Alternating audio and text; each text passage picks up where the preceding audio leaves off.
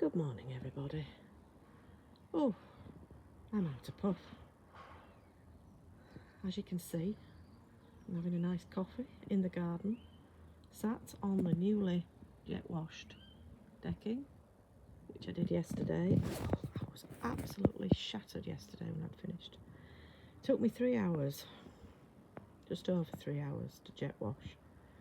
All the decking, the side path, the front path. Yeah, absolutely. I didn't know where to put myself, I was so jiggered. But it's done.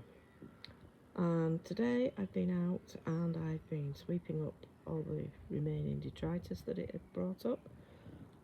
I've been cleaning up the grass, hoovering up all the bits.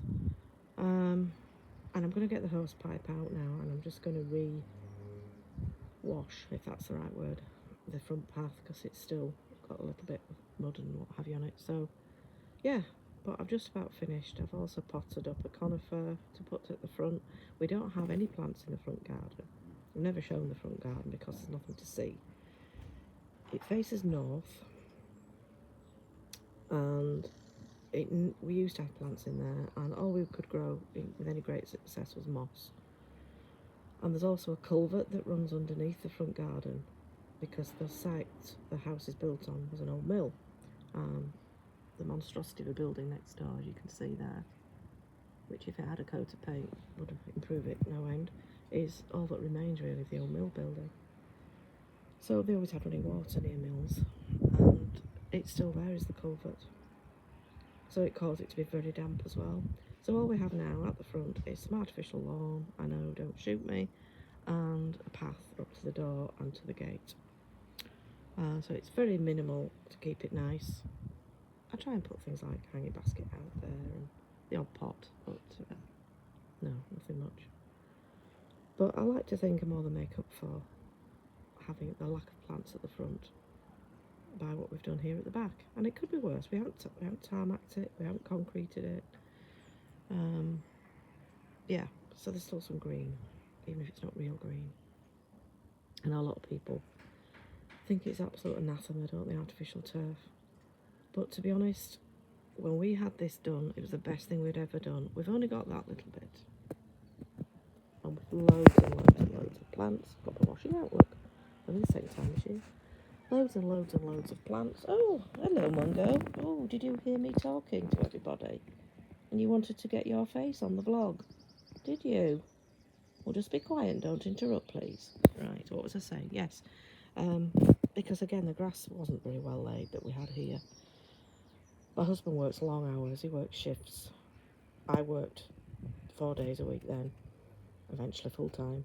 And finding a time when it wasn't raining and it was, you know, you could cut it, was hard. And that wasn't the main reason, because everyone's in that boat, I know, and they always find time. The main reason was because of my husband's hay fever. And when I say he has hay fever, I don't mean that when you stopped in the street and somebody says, oh yes, I'm suffering terribly today with hay fever, I think, no you're not, because you stood there in the street. And when he gets a bad attack, and it's grass pollen with him, a really bad attack, he literally has to go lie in a dark room with sunglasses on for a couple of hours till it calms down. It's shocking with it. I've never known anybody get hay fever the way he does. He's on medication from the doctors for it, that's how bad it is. And he hasn't outgrown it. It's just slightly improved over the years. Dust as well affects him, but not as bad as grass pollen. He's just started to take his tablets, actually, in readiness for this grass pollen season. So that was the main reason we got rid of it. And our neighbours have only got artificial, so there's not much grass round about us, which is good. And it has made a difference, I'm sure it's made a difference. He's not had a really, really bad attack of it since we had it fitted, had it laid down. So I haven't really got a lot to show you today. Oh, we've got 2 cats out here now. Oh, where's Midge gone? There he is. Is that Midge? No. Yes, that's Midge. That's Mungo. That's Midge. I know, even I can't tell them apart, and I'm the mother. But they are identical twins, so... Yeah, you're Midge, aren't you, Midgie? Yeah, you are. You need to get your face on as well. You don't want to miss out, do you? No, you don't want to miss out. So I'm going to drink my coffee and I'll show you what's going on probably in the greenhouse, because as you can probably see from here, there's quite a lot of green things. So I shall do that in a second, but I'm going to drink my coffee first. Well, don't believe this. I have just spent the last 15 minutes filming my greenhouse progress, talking to you about all my plants, and I hadn't pressed record. Told you I was an amateur. So, I'm going to have to repeat myself, or do something different, I don't know, but oh, for goodness sake. It's just been, when it's one of those days and you're tired. Right, I just filmed the violets. They don't have any scent, unfortunately. And what the point I was making was, I complain about the violets because they take over and they seed everywhere, but they do look lovely for those few short weeks that they're in flower. And they don't seem to be encroaching too badly on everything else. I still have my Abretia, I still have a Campanula over there, I have a Saxifrage. They're doing okay. Yeah, they're doing okay. It's not looking too bad. I need to reweed these veg beds. There's no sign of anything under my cloches of my carrots, but it hasn't been warm enough, I don't think, yet. I think they'll be very late to germinate. And other than that, I took you along my lovely clean decking to show it off. Oh, and I showed you that allium I've got coming up there. Yeah, I love alliums. Scythia's just about finished, so that needs pruning. Might do that tomorrow. The only job we've got to do tomorrow, in the garden anyway, is planting my main crop potatoes. Yeah, either tomorrow or Sunday. It's the first earlies coming up. The first potties anyway. So yeah, I might do the main crop. They're well chittered now anyway, so yeah. So I shall have to repeat myself, I suppose, now and show you the greenhouse again. Frank's just about to come out, look. All these lovely buds. I do like azaleas. And my new one, my little dwarf rhododendron, look, has been lovely. Still got some buds on. He's looking good. And this little magnolia stellatus flowered its socks off. And this one, it's just opened. So, you think, oh, it's going over, but no, it's just opened. The clematis is going over now, the Armandii, unfortunately.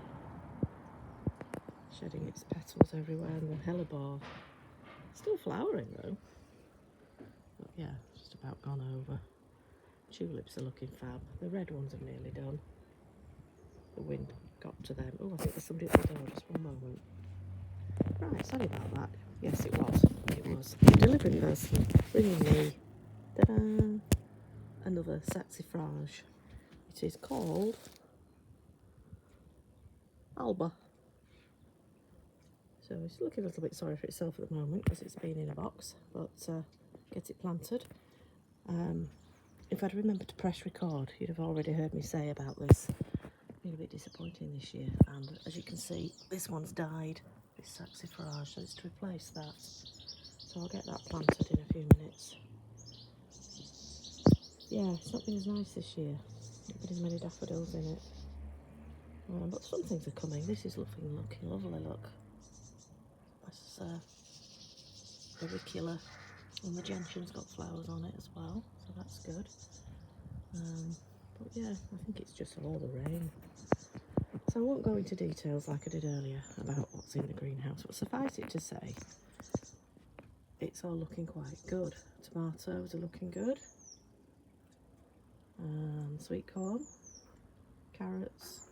Got 3 nasturtiums. I actually told my sister I'd only got 2, so I've told a lie, there was 3. Quite a few sweet peas. And we've got beans, peas. I've got peas growing out the door down at the bottom. A really long one. This is a fuchsia, which I bought on Saturday at the Cottage Gardeners and Allotment Growers Festival, Flower Festival, Spring Festival.